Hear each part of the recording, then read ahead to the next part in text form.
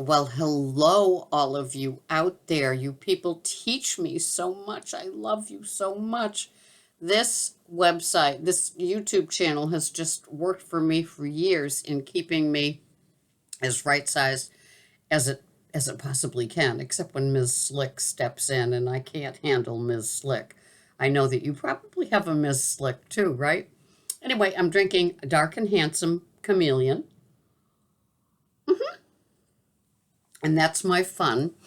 And today the topic is when you know better, you do better.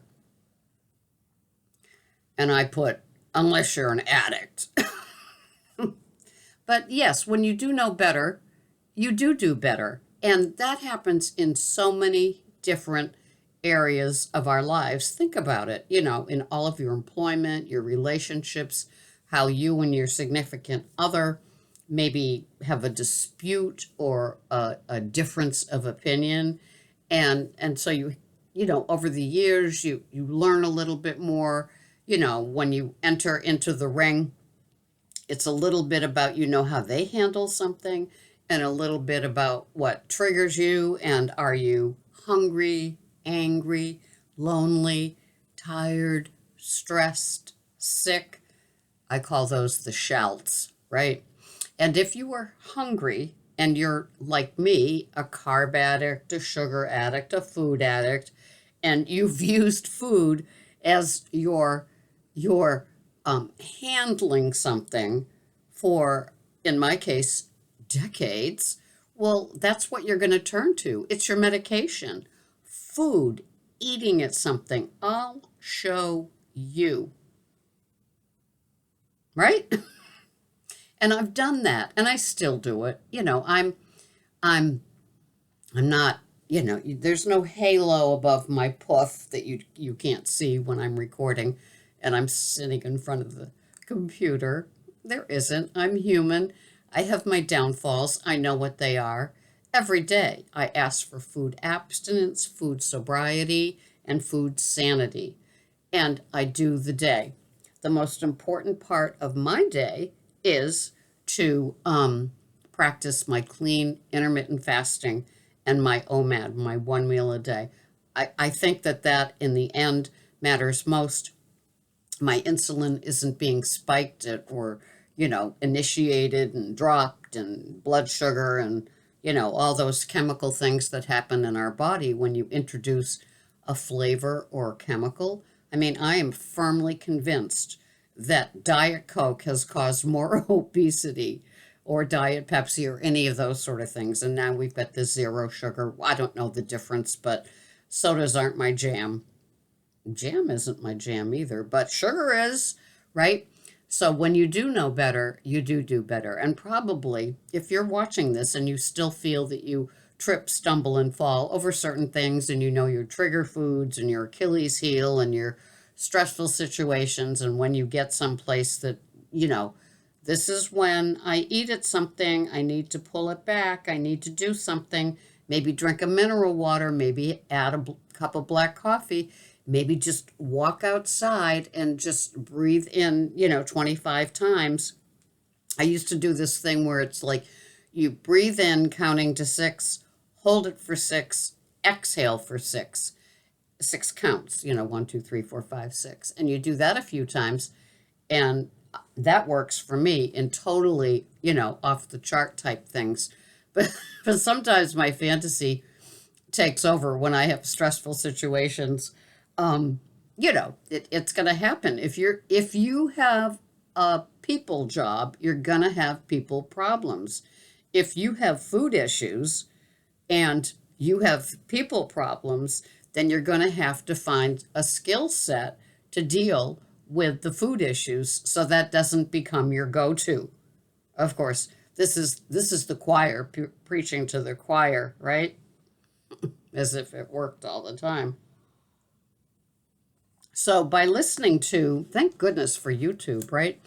By listening to YouTube and, in my old days of reading books and just trusting the process, seeing what works for me, how I feel after I eat something, what is my energy level the next day from the foods that I had that day? Am I compromised the next day? Is my energy level low? Do I have a, low grade headache? Am I irritable? Am I grouchy? Am I, you know, remorseful? Am I self loathing because of what I ate the day before?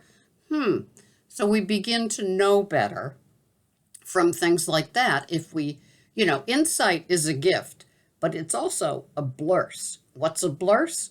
It's my favorite word. It's a combination of blessing and curse, right? So knowing better and doing better is a blurse, right? Because you're lucky. You do get to, you do know better now. So you do get to do better. And so if you don't, it's your own toes that are stubbed. It's your own, relationships that could be just damaged a little bit because you're ugly around the edges about things. I have to be very careful of hangry and stressed.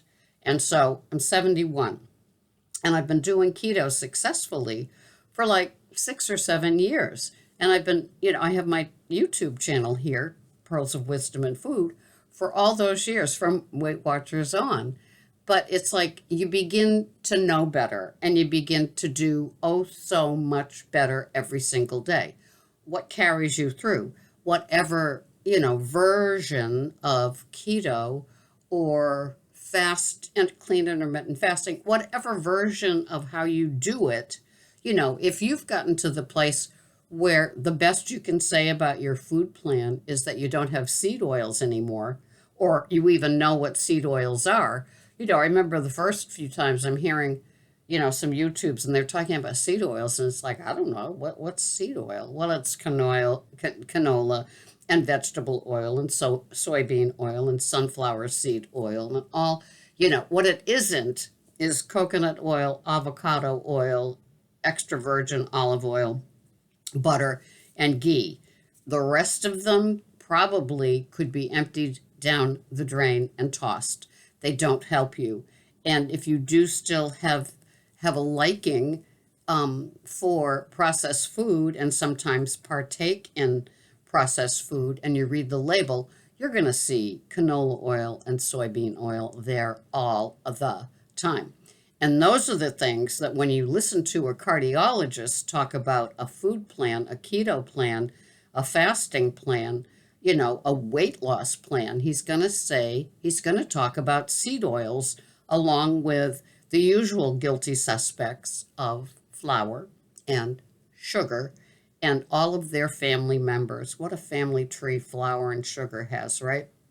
So once you know better with all of those things, when you go and make the decision to have something that's processed, to partake in seed oils or a sugar event or an imitation sugar event or an alternative sugar event, and the next day you have that irritability, that stomach issue, that didn't sleep well that night, that low grade headache, that just grouchy, it's like sometimes I can't tell if it's like the withdrawal from the sugar, the next day, or if it's what the chemicals in all of those foods that you maybe chose to eat are causing your body to go through. Maybe it's a little of both. I don't know. I mean, I can't take it that far. I just know that the insight we get from having days like that, meals like that, choices like that the next day, that's when you get the gift, the blurse of insight that maybe this doesn't work. I have that. I have my trigger foods that like I've continued to have, and the next day I have feelings, physical feelings and reactions to those things that like I wouldn't have. Sometimes it's cramps, sometimes it's like a little bit of heartburn, sometimes it's, things like that. The energy thing I don't seem to have that. The headache I don't seem to have, but it's a little bit of heartburn and it's definitely leg cramps when I partake in something that it's best that I don't have it. I know better. So I know better, but do I do better? Most times, yes. But there are times when, because I'm a food addict and I love the taste of that, I'll dive. I'll say, you know what? It's worth the reactions the next day or even a few hours later in the evening. And sometimes, that's the consequence that I'm willing to pay. Was I that way as an alcoholic? Of course I was, because I'm an addict. I want what I want, and I guess I'm willing to pay the piper, as they say. So I would overdrink and get a hangover. This was not new information to me when I chose to do that. I had the irresistible craving that I couldn't stop for the alcohol. Thank goodness, I've been clean and sober for almost 35 years. But the food one remains because I don't need alcohol to live, but I do need food. And so sometimes, I'm not satisfied with a perfectly wonderful, delicious, high protein, good oil meal. And I want to like mess up, my metabolism. I mean, sometimes I just do that. And so I know better and I do better most of the time. And I'm learning how to live without depriving myself, but on the flip side of that, there are consequences still. And so a day at a time, knowing better and doing better, you just get a little bit better, right? A little bit more better. And so when I listen to the professionals here on YouTube, and I learn, what works and how to do it. The guilty pleasure thing that I might think that I need, or partake in, even knowing the consequences, they get further and further apart. And that is trusting the process. That's what works. I still want to have them. I will always want to have them 24 hours a day. Of course, working in a grocery store, walking through different departments where the pull is like, woo, right? But I've learned to like go without and think it through. Sometimes I cave, sometimes I don't, but I ask for food sanity, food sobriety, and food abstinence each day. And as long as I do that clean intermittent fasting, I know that I'm holding on to the best thing that's ever happened in my life. Sometimes what happens in my OMAD can cause me problems. It's on me. I don't hate myself because I've done it. I enjoy it. And then the next day, it's there. Maybe it's having less. Maybe it's, more time in between the times that I choose to have it. Whatever it is, it's like, it's a work in process, right? And that's what works for me. I'm not going to give something up because I'm 71 and, I still enjoy things that I enjoy, but I want to learn how to deal with it because I have been a sad, disgusting overeater, just, binge and just eat too much of all my life. All my life. If I opened my mouth, you'd see more silver than coffee stained teeth, right?